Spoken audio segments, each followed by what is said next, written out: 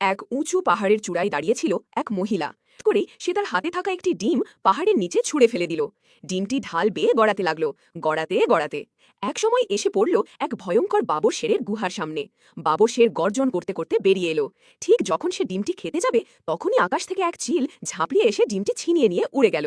চিলটি ডিমটি নিয়ে গেল নিজের বাসায়। সেখানে আগে থেকেই ছিল তার নিজের একটি ডিম।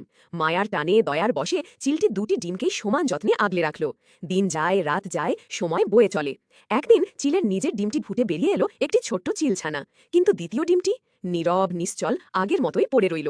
চিলটি দুশ্চিন্তায় পড়ে গেল। সে অবশেষে এক জাদুকরী সকালে ডিমটিতে ফাটল ধরল। আর ঠিক তখনই ডিমের ভেতর থেকে বেরিয়ে এলো এক ঝলমলে সোনালি ময়ূর ছানা। চিলটি আনন্দে ডানা মেলে দিল। সে বুঝল মায়ের ভালোবাসার কোনো রূপ নেই, কোনো সীমা নেই। সে ময়ূর ছানাটিকেও নিজের সন্তানের মতো করেই বড় করতে লাগলো। আর এখন এই গল্প শুনেও আপনি যদি একটি লাইক সাবস্ক্রাইব না করেন তাহলে চিলটা কিন্তু খুব কষ্ট পাবে।